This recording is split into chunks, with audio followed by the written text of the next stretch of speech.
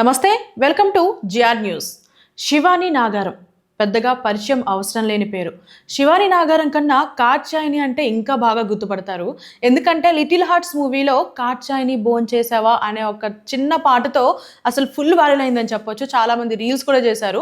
So ఇది పక్కన పెడితే అసలు ఎందుకు ఇప్పుడు శివాని నాగారం టాపిక్ వచ్చింది అనే దాని గురించి మాట్లాడుకుంటే, గత కొద్ది రోజులుగా కూడా ఈవిడ ఒక ప్రైవేట్ ఛానల్‌కి ఇచ్చిన ఒక ఇంటర్వ్యూలో ఈవిడ మాట్లాడిన కొన్ని మాటలు బాగా వైరల్ అవుతున్నాయని చెప్పాలి.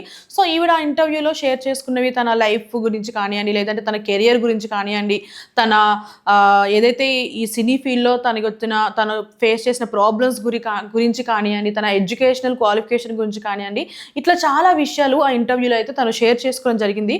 సో ఈ తరుణంలో తనొక ముఖ్యమైన పాయింట్ ఏదైతే ఉందో రీసెంట్‌గా చూస్తూనే ఉన్నాం మన ఏపీలో ఎక్కువగా తిరుమల తిరుపతి దేవస్థానం వారి సాక్షాత్తు వెంకటేశ్వర స్వామి వారి చుట్టూ కూడా అసలు వార్తలు తిరుగుతున్నాయి అని చెప్పడంలో ఎటువంటి సందేహం లేదు.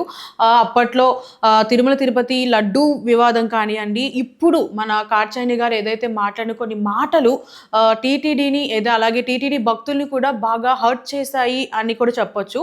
అంటే దానికన్నా కూడా ఈవిడ మాట్లాడే మాటలు పొలిటికల్‌గా తీస్తున్నారు అని కూడా చెప్పొచ్చు.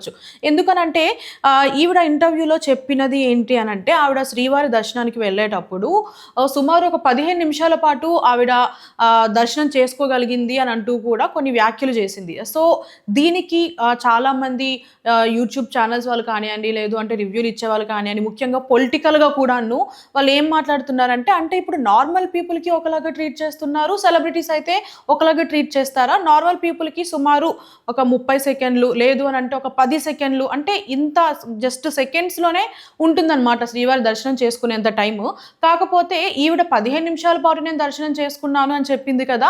అంటే ఇప్పుడు సినిమా వాళ్ళకి గాని, పొలిటికల్‌గా గాని అంటే వాళ్ళేమైనా పెద్ద గొప్పనా? ఎందుకు ఈ వివక్ష చూపిస్తున్నారు? అన్న విధంగా చాలామంది మాట్లాడుతున్నారు. అయితే దానికి దీటుగా ఆవిడ ఎక్స్‌ప్లనేషన్ కూడా ఇవ్వడం జరిగింది.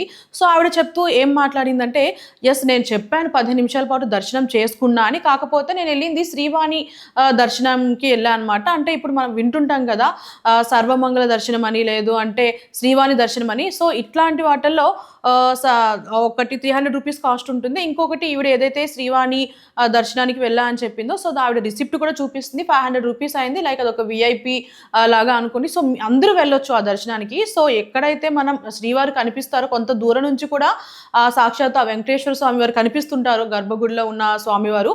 సో అక్కడి నుంచి కూడా నేను వస్తున్న దగ్గరికి వెళ్ళే కొద్దీ కూడా స్వామివారు నాకు కనిపిస్తూనే ఉన్నారు. సో ఆ టైంని నేను 15 నిమిషాలని చెప్పాను తప్ప, నాకు 15 నిమిషాల పాటు ఏం స్పెషల్‌గా నాకు అక్కడ కూర్చోబెట్టలేదు. టీటీడీ వారు నాకేం స్పెషల్‌గా ట్రీట్ చేయలేదు. సో నేను జస్ట్ నాకు కనిపించినంత సేపు కూడా నేను స్వామివారిని చూస్తూనే ఉన్నాను.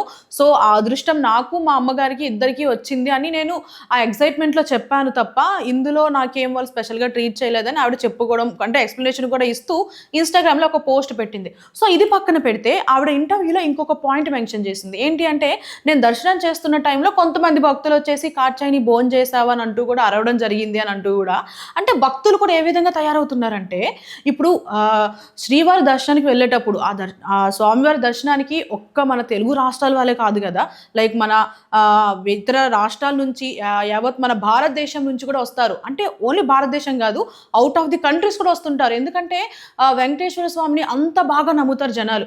సో అంత స్పెషల్, అంత భక్తి శ్రద్ధలతో కొలుస్తున్న వెంకటేశ్వర స్వామి వారి ఆలయానికి వచ్చేసి గోవింద గోవింద అంటూ నామస్వరం చేయాలి గానీ కాత్యాయని భోంచేసావా అనడం ఏంది? అంటే ఇక్కడ వివక్ష అనేది ఏదైతే ఇప్పుడు రివ్యూస్ చెప్తున్నారో వాళ్ళు చెప్తున్నారు కదా, ఇట్లా నార్మల్ పీపుల్‌ని ఒకలాగా చూస్తున్నారు, లేదంటే హీరోయిన్స్‌ని, హీరోస్‌ని, పొలిటికల్ వాళ్ళని ఒకలాగా చూస్తున్నారని వాళ్ళు చూపించట్లేదు. గుడికొచ్చేటప్పుడు ఆయన నామస్మరణతో ఉండాలి గానీ, ఎవరొస్తే మీకేంటి? గుడి నుంచి బయటకొచ్చాక మీరు చూసుకోండి, ఫోటోస్ తీసుకోండి, సెల్ఫీలు తీసుకోండి, లేదంటే కాత్యాయని అని అరుచుకోండి, అది మీ ఇష్టం. కానీ గర్భగుడిలో ఉండేటప్పుడు మినిమమ్ కామన్ సెన్స్ భక్తులు కూడా ఆయన దిక్కు చూడాలి తప్ప ఎవరొస్తే మీకేంది? సో ఈ విషయం కూడా ఆవిడ ఇంటర్వ్యూలో కొంచెం, అంటే నాకు చాలా హ్యాపీగా అనిపించింది అని కూడా చెప్పుకొచ్చింది. అంటే మేబీ తన సక్సెస్ కాబట్టి మేబీ తనకట్లా అనిపించింది, చెప్పింది.